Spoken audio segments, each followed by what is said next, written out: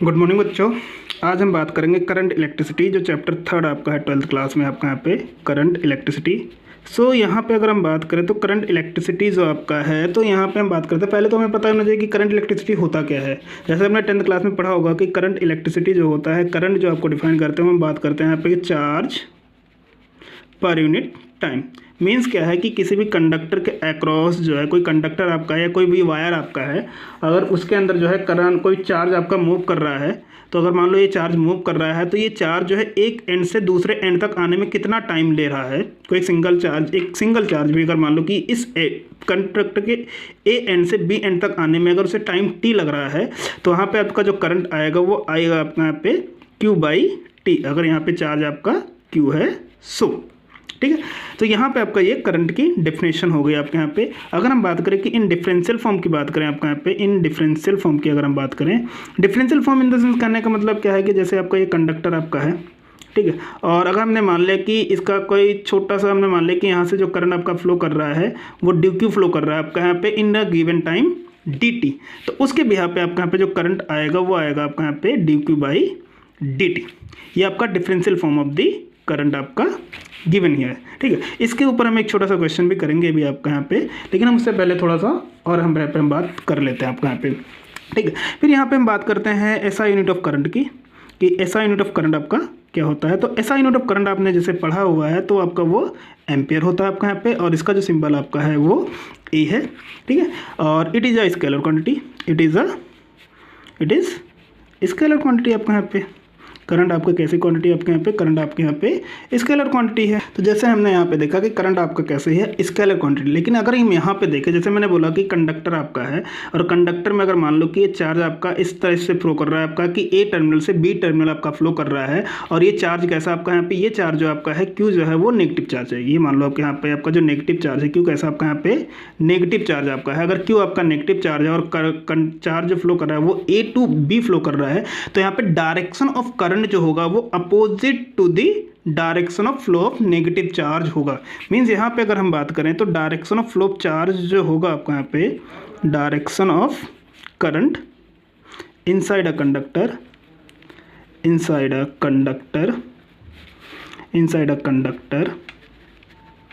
Is opposite to the direction of flow of electron inside the conductor, and this direction is conventional direction. This direction is conventional direction, ठीक है। तो ये कैसा direction है, conventional direction है। और यहाँ पे ध्यान रखना कि current the electrons are flow along the length of conductor,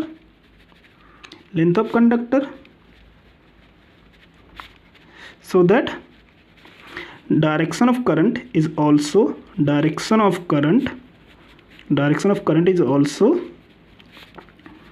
along the length of conductor. लेकिन ये ध्यान रखना कि डायरेक्शन ऑफ करंट जो है वो लेंथ ऑफ द कंडक्टर तो होगा, लेकिन वो डायरेक्शन कैसा होगा आपका, वो opposite to the direction of electron के होगा, आपका फ्लो ऑफ इलेक्ट्रॉन होगा, opposite to the direction of flow of electron होगा।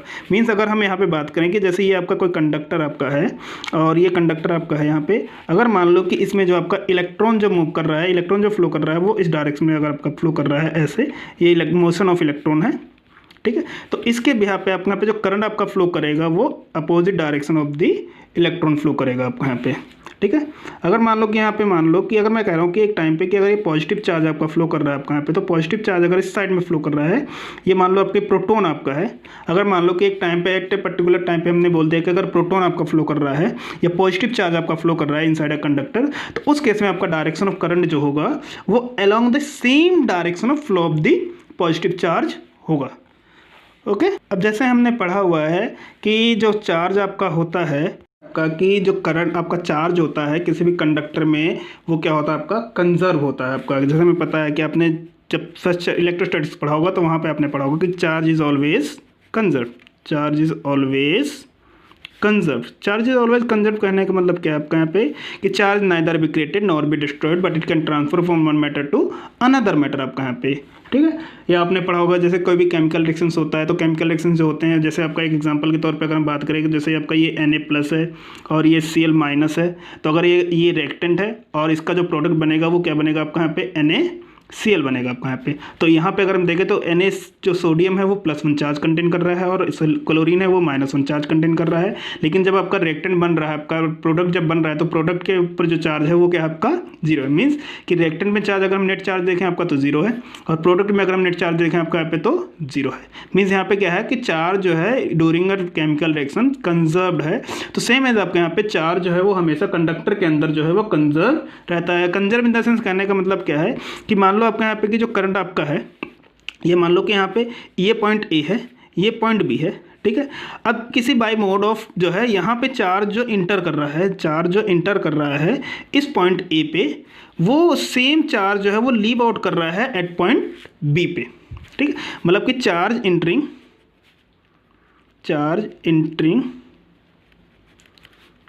Eight point A per second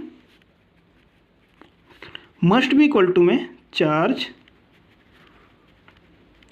leaving at point B per second. So यहाँ पे अगर हम बात करें तो ये चार्ज इंटरिंग और charge crossing per second at point A है। ये इस वजह से बता रहा हूँ कि अभी यहाँ पे अगर हम बात करें कि यहाँ पे मान लो कि जैसे आपका ये है, ये कंडक्टर का जो cross section area through out the pipe है, मतलब कि area of cross section, area of cross section of conductor throughout is same, but if we change the area of cross section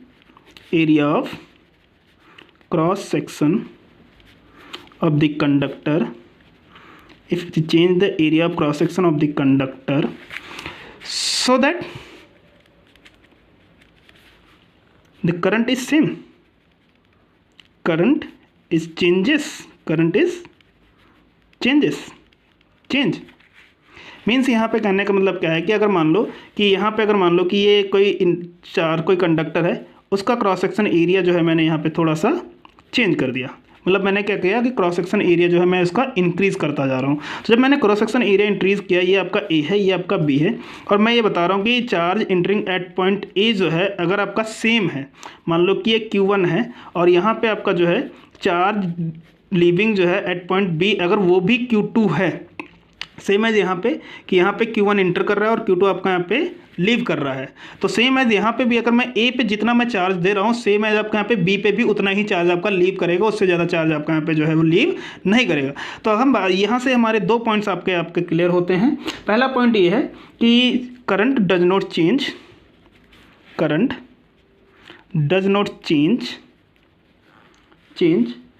with changing the cross section area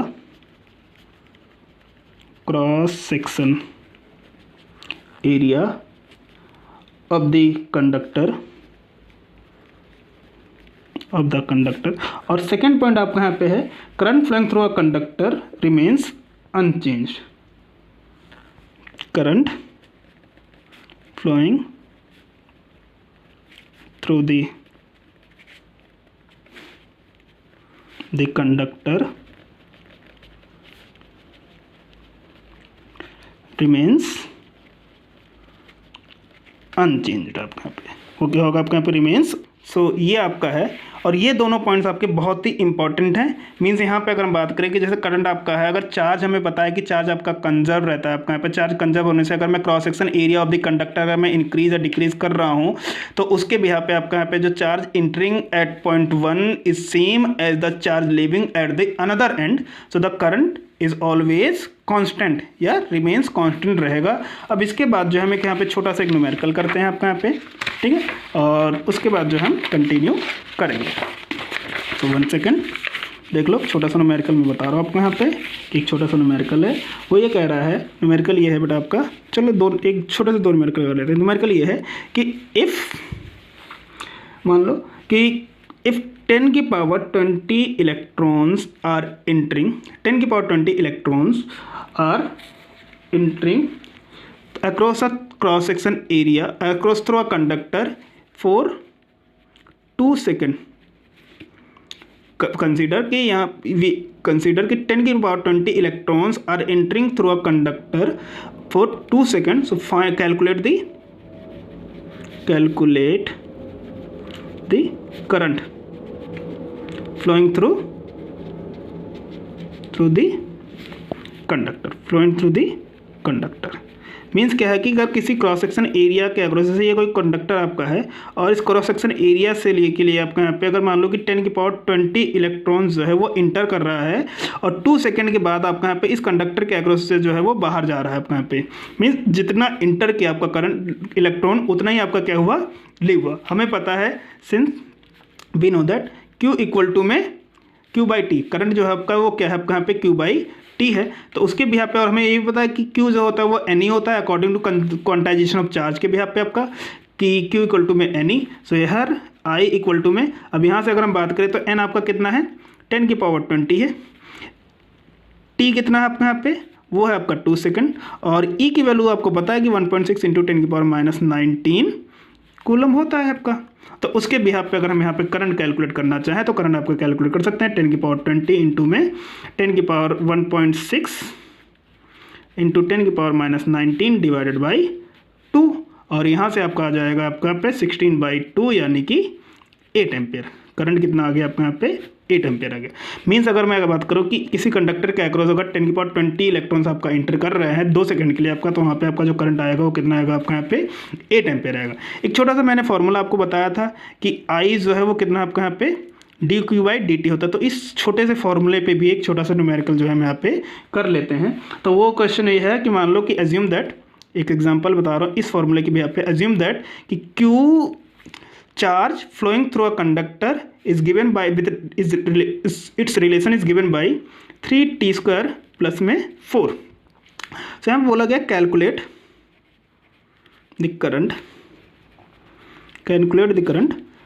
eight t equal to 2 second, कि current जो है वो t equal to 2 second पे कितना होगा conductor के across. तो हमें पता है कि अकॉर्डिंग टू दिस फॉर्मूला आपका यहाँ पे I जो आएगा वो कितना आएगा आपका dQ/dt, और यहाँ से अगर हम बात करें तो इसको अगर हम चार्ज को अगर हम डिफ्रेंशिएट करें आपका तो 3t स्क्वायर प्लस में 4। सो उसके बिहार पे आपका यहाँ पे जो है जब डिफ्रेंशिएट करेंगे तो यहाँ पे आएगा आपका 60 प्लस 0 यानी कि dQ/dt जो आया वो कितना है आपका 60 आया। लेकिन यहाँ पे टाइम कितना बोला गया, 2 सेकेंड बोला गया आपका यहाँ पे, तो यानी कि I इक्वल टू में dQ/dt और t इक्वल टू 2 सेकेंड। सो उसके बिहार पे आपका यहाँ पे 6 इंटू 2 इक्वल टू में 12 एम्पियर करंट आपका आ गया। तो यहाँ पे करंट कितना फ्लो करेगा आपका यहाँ पे, करंट आपका फ्लो करेगा कितना फ्लो करेगा आपका यहाँ पे, करंट आपका फ्लो करेगा आपका यहाँ पे 12 एम्पियर आपका। ओके, अब इसके बाद एक हम बात करते हैं आपका यहाँ पे करंट डेंसिटी की। Current density, so current density जो होता है बेटा, इसका जो सिंबल होता है वो J होता है। तो यहाँ पे अगर हम बात करें कि करंट डेंसिटी जो है, तो करंट डेंसिटी को हम जो डिफाइन करते हैं वो डिफाइन करते हैं करंट पर unit area vector surrounding that point, area vector surrounding that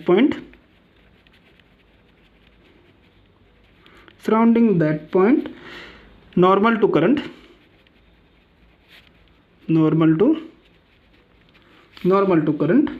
and direction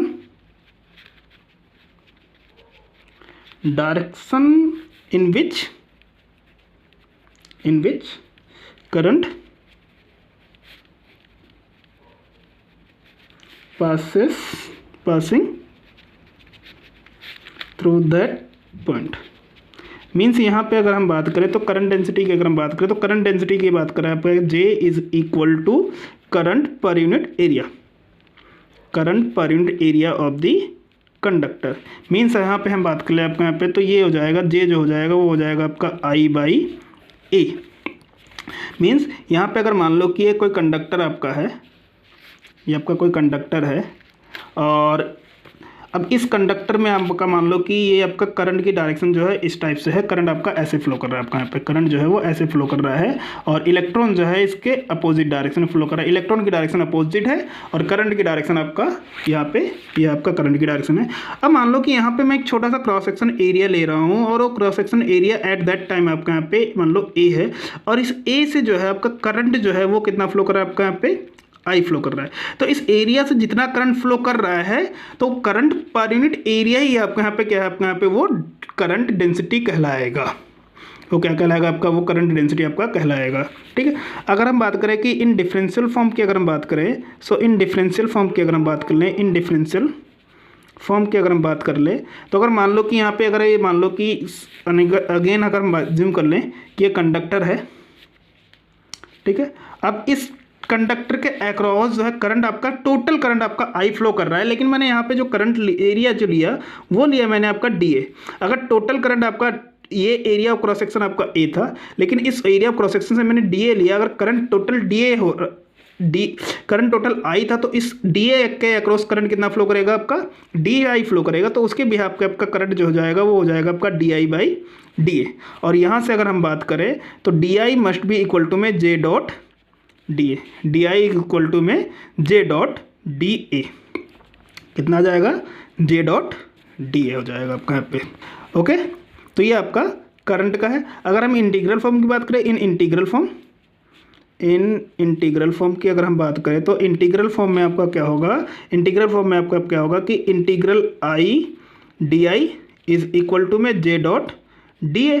अब इस इंटीग्रल जो DI है वो सिंपली आपका I हो जाएगा, और यहाँ पे आपका इंटीग्रल J डॉट DA आपका होगा। ठीक है। मीन्स अगर आपका करंट डेंसिटी जो है वो अगर वेरी कर रहा है विथ एरिया ऑफ वेक्टर के साथ, तो वहाँ पे आपका J आपका इनसाइड द इंटीग्रल होगा। अगर आपका J जो है एरिया वेक्टर के साथ वेरी नहीं कर रहा है, तो वहाँ पे आपका J जो है वो क्या आ जाएगा, आपका आउटसाइड द इंटीग्रल आ जाएगा। वो आपका डिपेंड करेगा अकॉर्डिंग टू द क्वेश्चन। अगर अब यहाँ पे हम बात करें कि SI यूनिट ऑफ करंट जो है, अगर हम बात करें कि SI unit of current density की अगर हम बात करें तो क्या होगा आपका, SI unit of current density जो है वो क्या होगी आपकी। तो यहाँ पे SI unit of current density जो होगा अकॉर्डिंग टू फॉर्मूला अगर हम देखें तो करंट पर यूनिट एरिया है, तो यहाँ पे आपका एम्पियर पर मीटर स्क्वायर होगा। और करंट डेंसिटी जो है it is a vector quantity. Current density is